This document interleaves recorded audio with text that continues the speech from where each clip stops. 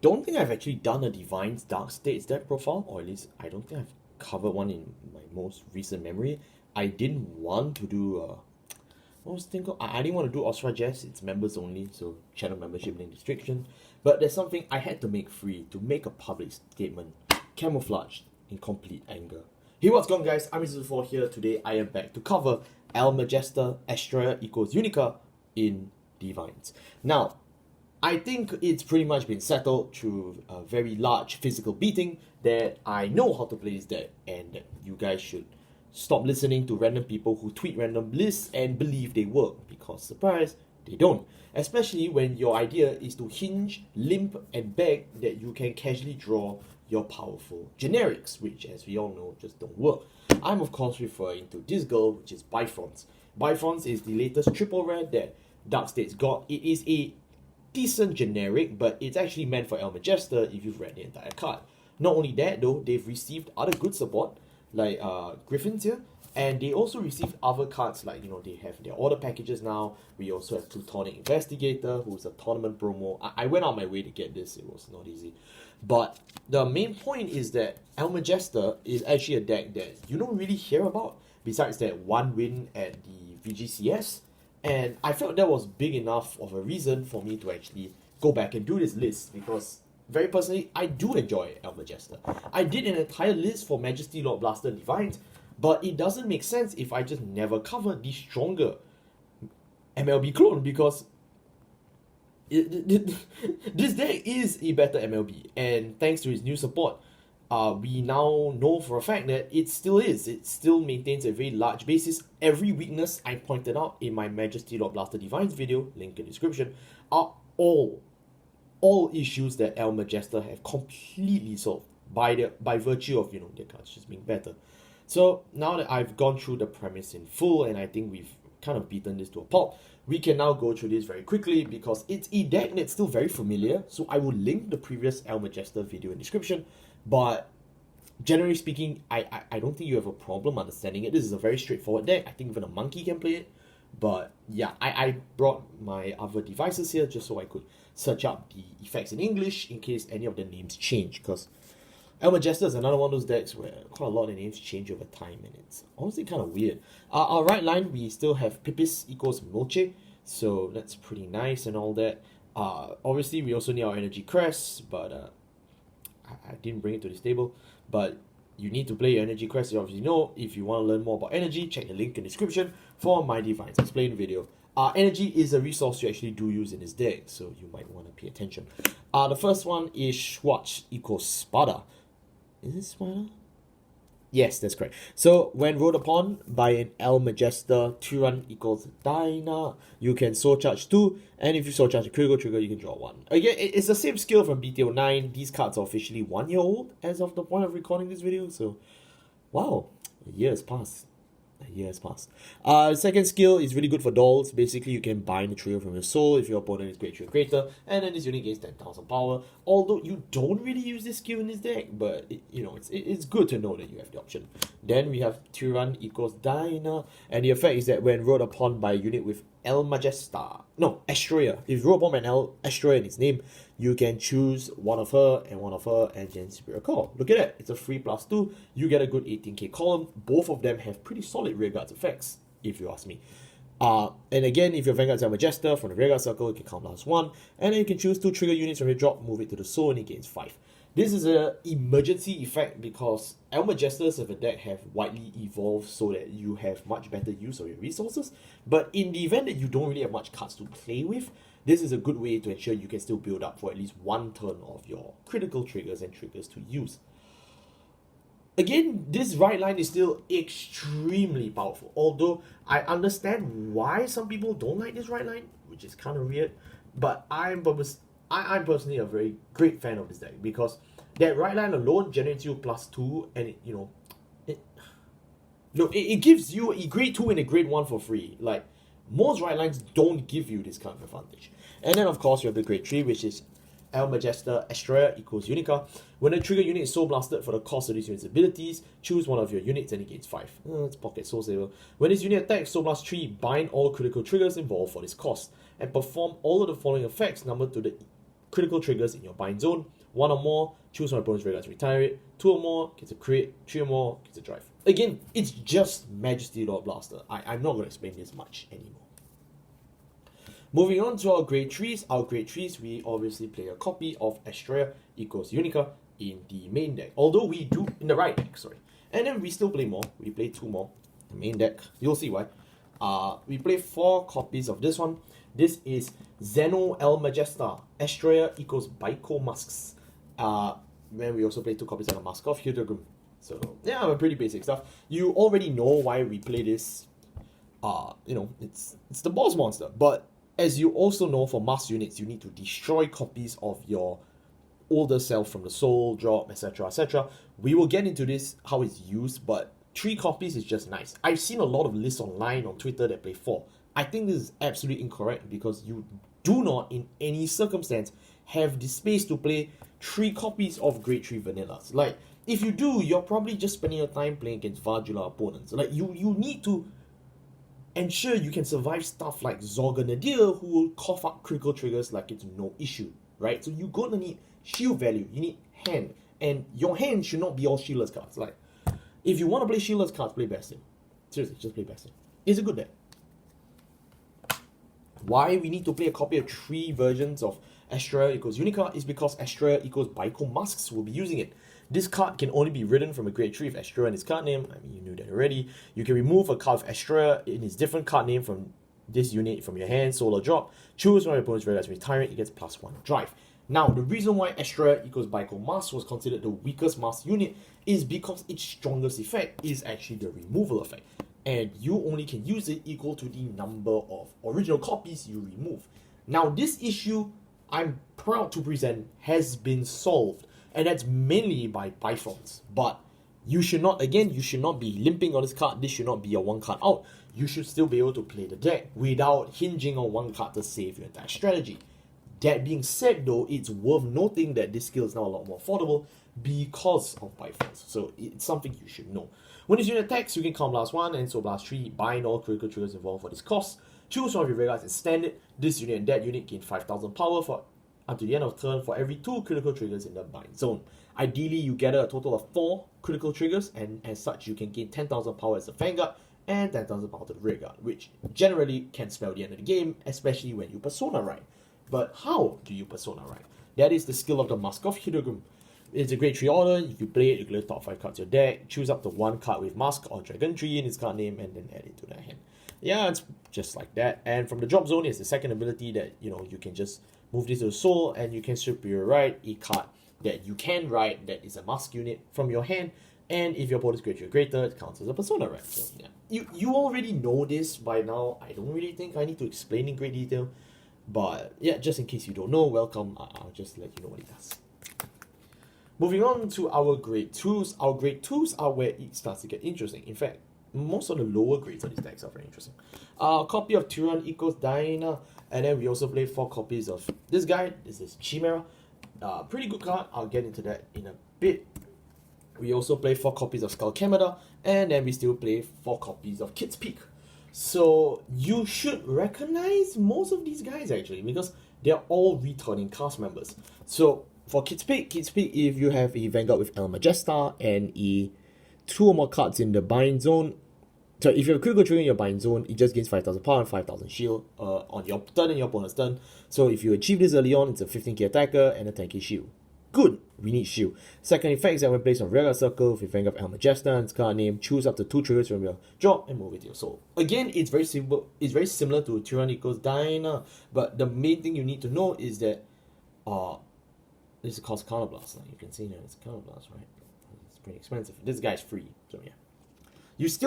I know some people cut Kid's Peak, I know, but this card is so good on curve in terms of playing on turn 2 or turn 3, and it generally translates to a good shield. I still feel it's worth playing, but this guy is definitely the closest to being cut, in my opinion. Like, if there's a slot that gets cut soon, it's probably his. And that's because there's another card we can't really cut, and that's Skullcamera. People will scream, yell, spam in my comments, will say, I watched the video about me. Look, I don't care. Skullcamera needs to be played in this deck, and that's for reasons that you don't understand. Skullcamera's effect is when placed on a rearguard circle, count +1, so +1, install a Dragon Tree marker, search your deck for a Mask of Hidogrim, and add it to your hand. Now, I'm going to introduce a concept that most Mask players, or hell, most players, don't actually know, and that is you can play 4 copies of this card and just don't use the effect. I'm actually serious. That's how you can use cards like these well. The fact that stuff like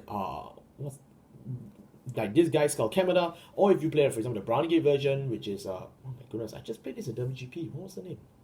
I forgot. But all the Dragon Tree searches, you can play it in Dragon Tree style decks, and you don't have to use the effect because it's very expensive. Count +1, so +1 is expensive. While the Dragon Tree marker, yes, is highly effective in your multi-attack turns because it gives a rearguard circle 5000 power. I understand it's really good. And you get a mask from a global search, which is very good because of the expanded deck size. Link in the description for my DivineZ Explained video. So, the point is that when your deck size is getting bigger, anything that can search the whole deck in and of itself is going to be very valuable. Like, there is no argument out of this. You can't say it's not, because it is. It's statistically how cards work. And as such, because of that, you are actually encouraged more rather than not to play Skullcamera. I'm playing at 4 just for the safety net because Almajestars isn't exactly the world's best deck.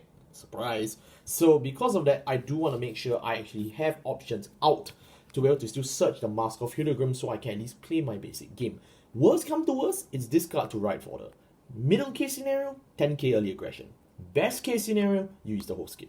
But again, you don't need to feel obligated to use the skill. I feel that a lot of people don't understand that for some reason, and they just rather play 4 Mask. Now, the thing about 4 Mask is that it's similar to why you don't play so many copies of Astroea Unica. It's a break. You can't fight Zorga or Blangdmire or Varga or any breathing human being with 50 cards main deck if you play all shieldless cards. Like, at that point, you might as well just play Yu-Gi-Oh! I don't get it. Like, what is the point you are trying to accomplish here? I don't know. Really, I don't know. I feel that a more tempo strategy is always going to be more valuable for Astroea because Astroea is based on Majesty Lord Blaster, who is built to be a tempo deck, right? So if you have a vastly superior version of something that's a thing, then just play it the way it's intended, right? Is it that hard? And to rub more salt into the wounds, I'm going to teach you how to play tempo with Griffith's Chimera. When placed on the rearguard circle, if you Vanguard of Almajestar and its card name, discard a card from your hand. Look at the top 2 cards of your deck, choose one from among them, put it in your hand, put the other on top of the deck or the soul, and this unit gains 5. If this card seems very familiar, it should be, because there's a clone of this in Hexor. I cannot believe it. They're printing Hexor cards for other decks. I think it's time I retire from this game for good. But generally speaking, like, this card is really good because it's a 15k attacker on turn 2, right? You can filter a card from your hand, you can filter the top card of your deck, you can set up your drop zone pretty well, and you can build boards even better. As long as you have more ways to mill, search, and farm, you will never have an issue with this deck because if you draw your very powerful stable, you win the game, right guys? So the point is that any card that helps you tempo an early game will help you ensure that when you eventually get to Bico Masques on your turn 3 to 4, it's more lethal because your opponent is going to be at a higher damage count than normal. Being able to rush and tempo your opponents is very good in this meta game if you've, played this game competitively in DZBT02. You will know that's how people do it now. And if you're going to wait till turn 5 or 6 to play Clean Sweep Dragon or stuff that's really slow and bricky, you're just going to lose. Like, come on, man. These are basics. These are basics of this game. I'm not paid high enough to explain basics to you. You get a Vanguard coach if you don't believe me. Moving on to our grade 1s, we have quite a fair bit of grade 1s, so I'm actually going to postpone this section a little bit, so give me a while to set up. We have 1 copy of, this is Sparta. We play 4 copies of Bifrons, the MVP. We also play 4 copies of Twin Marvel. We play 2 copies of Plutonic Investigator, and then we play 4 Perfect Guards. 4 Perfect Guards is 4 Perfect Guards. We just want to live through this game. Again, I'm not going to explain this to you. And then we also have, this girl. She's from the right there. You should recognize her. If you don't recognize her, go back to the timestamp and check her out again. And then, of course, as we move on further down, we also have other stuff to go through. Yeah, Imagine that, huh? Plutonic Investigator. He's our promo card. He's actually really good. The downside is that he's really expensive. Now, I'm playing 2 because, first of all, I don't have infinite money. That's why I'm asking for channel memberships. But not only that, though, I don't think you need to play him at a 4 personally. But, you know, if you have 4, I think it's certainly worth playing for. I don't think this is a very bad card. In fact, I think this is really good. Plutonic Prospector really does bolster some decks, such as Evil Eye. At the end of the battle, this unit attacked or boosted. If you have a Vanguard of Almajestar or Evil Eye in its card name, put this unit to the soul, look at the top 7 cards of your deck, choose up to 1 grade 3 card from among them, reveal it to your hand and shuffle. If your bind zone has 2 more trigger units, this unit gains 10,000 shield. It sounds like the Majestar Blaster promo, but this card is a million times better. Let me explain. First of all, attack or boosted means, you know, you can just use it on turn 1 and rush, which is nice, and it net zeroes you back grade 3. The downside of that is that its second skill doesn't work with its first skill, and the second skill is that if your bind zone has 2 more trigger units, it gains 10,000 shield. So it's really good in terms of using this as a late game shield or when your board is clogged. And in the early game, you can use this as a great way to rush and, you know, filter your hand for grade 3s. But as I said, you don't want to hog all these grade 3s in hand, so it doesn't really help. I still think this card is really good, but I don't believe Plutonic Prospector is the fall-off you've been led to believe. Like, if you want to rush, I think there are better ways to rush, maintain your hand, and still be able to play a really good advantage game. And that's when we go into the obvious demon in the room, which is Star Slave Demonic Lady by Fonz. Okay, so this is the part of the video where Miltai clicks off, closes his laptop, and walks home. Alright, have a safe trip. When this unit is placed on a regular circle from hand, Counterblast 1, and look at the top 3 cards of your deck, choose up from a cup to among them, put in your hand, choose from among them, put into the soul, discard the rest. So from the top 3, you add 1 to hand, 1 to soul, 1 to draw. Wonderful. This card is really such great filtering. You can play this in so many decks. I've seen a lot of people play this in Blangdmire and pray that this card solves the Blangdmire card advantage problem. Spoilers, it doesn't. But it does also solve a bunch of other decks that need filtering, such as the Immortal Chronojet. It's good. It's a good generic. I'm not going to sugarcoat it, but, you know, that's really all it is. But its second skill really sets it above the rest because it's meant for Almajestars. If you have a Vanguard with Almajestars in its card name, Soul Blast 1 and Energy Blast 3, search your deck for up to 1 card with Astroea in its card name, or a critical trigger. Put it into your soul, and then if you put it into your soul, choose up to 1 card with a different card name from this unit and grade less than or equal to your Vanguard from your drop zone. You can call it the rearguard circle. So basically, you Soul Blast 1 and Energy Blast 3, you can search your deck to straight away download a Astroea or a critical trigger straight into your soul. And as long as you do that, which, you know, you would have, you can search your deck, you can search your drop zone for any card that is a different name from Bifronts, so it can't be another Bifronts, and same grade or lower, so, you know, you can't use this to cheat out grade 3 on turn 2, and then you can just call it. And then you may be saying, but Hamis, like, I thought we just settled this. I thought we were playing a good advantage deck. Why are you telling me to superior call something from drop? Why do you think I told you to discard? No, but now Almajestar has Grand Blue for some reason. Now they have Graveyard Recursion. I don't know why, but it's so good though. The fact that this is basically a 1 card board builder infinitely solves any of, you know, the Almajestar problems of plussing or addition. It makes it really good, which is why it does not really make sense to clog your board with this guy and fill your deck with, you know, grade 3s when you can just use a card like Bifronts and filter it out from the deck by a global search to just download Astroeas. This is the main reason why you can play so many more Astroeas in your main deck, because you guarantee that more copies will enter your soul, so you can keep using that critical effect that sits on Bico's second line of text. This deck really solves itself, and I don't think I can explain it more than the next guy, Twin Marvel Dragon. Twin Marvel Dragon is a complete upset in terms of how you actually play tempo. This card is so good, and let me explain to you why. When you soul blast 3 or more cards for the same time or the cost of your Vanguard's ability, which, Astroeas all do, you can look at the top card of your deck, put it on top or the bottom into the soul, put it on the top or into the soul. This unit gains 2000 power. So, you can use this card equal to the number of copies you have on the board. You can either just rearrange your drive checks, like either check it and leave it on top, or just soul charge it if you don't want to drive check it. Essentially, you either get a free soul charge one, or a guaranteed trigger. It's just that good. So between this and the rest, you want to make sure you get a copy of Twin Marvel, two copies on the board, and then you just play from there. Because that's how insane Twin Marvel actually is. It's definitely less insane than Bifronts, who's virtually a custom card.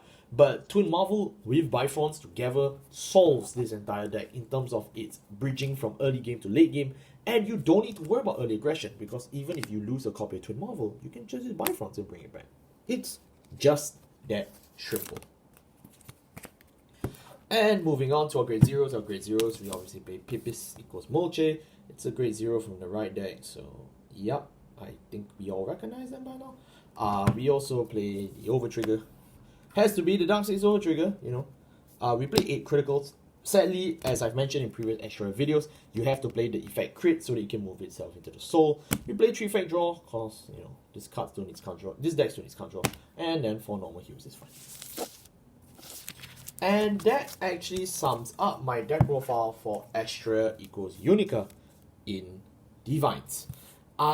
I think overall, as you can tell, I do actually hold this deck in high regard. I certainly think this is a very strong deck moving into DivineZ. I did not expect them to give us legacy support for Astroea, but I'm happy they did. Especially for those players who swear themselves as, oh, I'm a die-hard Astroea fan.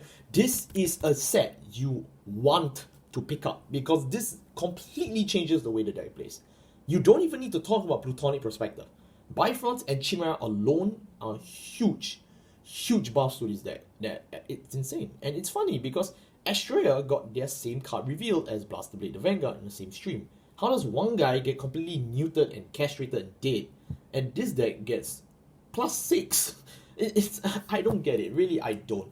But I think it's for the better that I don't, because some decks should be meta playable / rogue playable, but they don't need to be overrepresented. We don't need a Jojo Ignis out of everybody. We don't need everyone to act like they are Vanguard Progress. And we certainly don't need everyone to act like they're me. Thank you all so much for watching. I'll see you next time. Take care.